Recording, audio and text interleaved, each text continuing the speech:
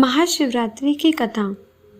एक बार माता पार्वती ने भगवान शिव शंकर से पूछा, ऐसा कौन सा श्रेष्ठ तथा सरल व्रत पूजन है जिससे मृत्यु लोक के प्राणी आपकी कृपा सहज ही प्राप्त कर लेते हैं। उत्तर में शिवजी ने पार्वती को शिवरात्रि के व्रत का विधान बताकर ये कथा सुनाई। एक गांव में एक शिकारी रहता था। पशुओं की हत्या करके वह अपने कुटुंब को पालता था। वह एक शाहूकार का ऋणी था, लेकिन उसका ऋण समय पर न चुका सका। क्रोधवश शाहूकार ने शिकारी को शिव मठ में बंदी बना लिया। संयोग से उस दिन शिवरात्रि थी। शिकारी ध्यान मग्न होकर शिव संबंधी धार्मिक बातें सुनता रहा। चतुर्दशी को उसने शिवरात्रि की कथा भी सुनी। संध्या होते ही शाहूकार ने उसे अपने पास बुलाया और ऋण चुकाने के विषय में बात की। शिकारी अगले दिन सारा ऋण लौटा देने का वचन देकर बंधन से छूट गया। अपनी दिनचर्या के भांति वह जंगल में शिकार के लिए निकला, लेकिन दिन भर बंदी गृह में रहने के कारण भूख प्यास से व्याकुल था। शिकार करने के लिए वह एक तालाब के किनारे बेल वृक्ष पर पड़ाव बनाने लगा। बेल वृक्ष के नीचे शिवलिंग था, जो बिल्व पत्रों से ढका हुआ था। शिकारी को उसका पता न चला। पड़ाव बनाते समय उसने जो टहनियां तोड़ी थी वे संयोग से शिवलिंग पर गिरी। इस प्रकार दिन भर भूखे प्यासे शिकारी का व्रत भी हो गया और शिवलिंग पर बेलपत्र भी चढ़ गए। एक पहर रात्रि बीत जाने पर एक गर्भिणी मुर्गी तालाब पर पानी पीने पहुंची। शिकारी ने धनुष पर तीर चढ़ाकर जो ही प्रत्यंचा खींची। मुर्गी बोली, मैं गर्भिणी हूँ, शीघ्र ही प्रसव करूंगी। तुम एक साथ दो जीवों की हत्या करोगे जो ठीक नहीं है। मैं अपने बच्चे को जन्म देकर शीघ्र ही तुम्हारे सामने प्रस्तुत हो जाऊंगी, तब तुम मुझे मार लेना। शिकारी ने प्रत्यंचा ढीली कर दी और मुर्गी झाड़ियों में लुप्त हो गई। कुछ ही देर बाद एक और मुर्गी उधर से निकली।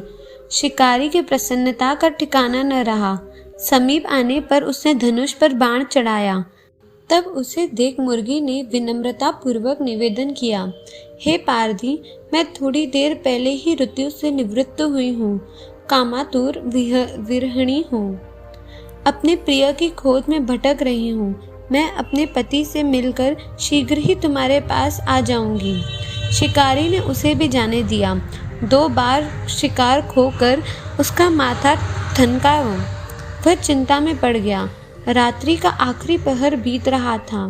तभी एक अन्य मुर्गी अपने बच्चों के साथ उधर से निकली।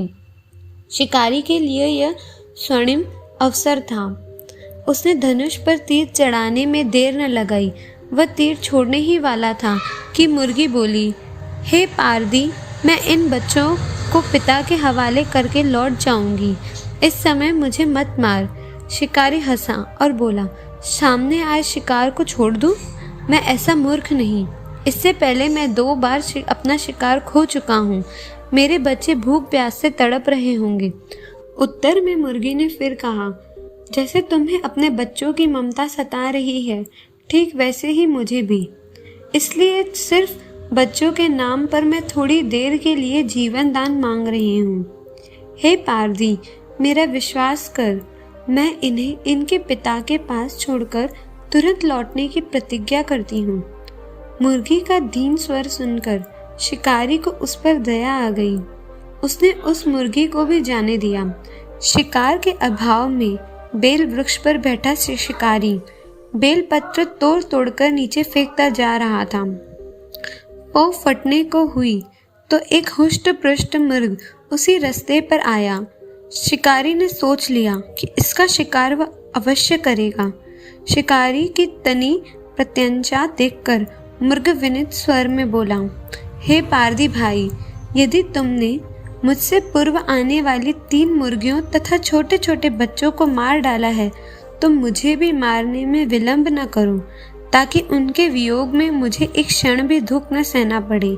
मैं उन मुर्गियों का पति हूँ। यदि तुमने उन्हें जीवन दान दिया है, तो मुझे भी कुछ क्षण जीवन दान देने की कृपा करो।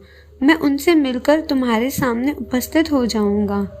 मुर्गे की बात सुनते ही शिकारी के सामने पूरी रात का घटना चक्र घूम गया। उसने सारी कथा मुर्ग को सुना दी।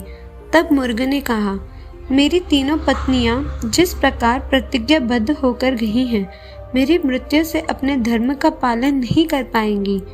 अतः जैसे तुमने उन्हें विश्वास पात्र मानकर छोड़ा है, वैसे ही मुझे भी जाने दो। मैं उन सबके साथ तुम्हारे सामने शीघ्र ही उपस्थित होता हूँ। उपवास, रात्रि जागरण तथा शिवलिंग पर बेलपत्र चढ़ाने से शिकारी का हिंसक हृदय निर्मल हो गया था।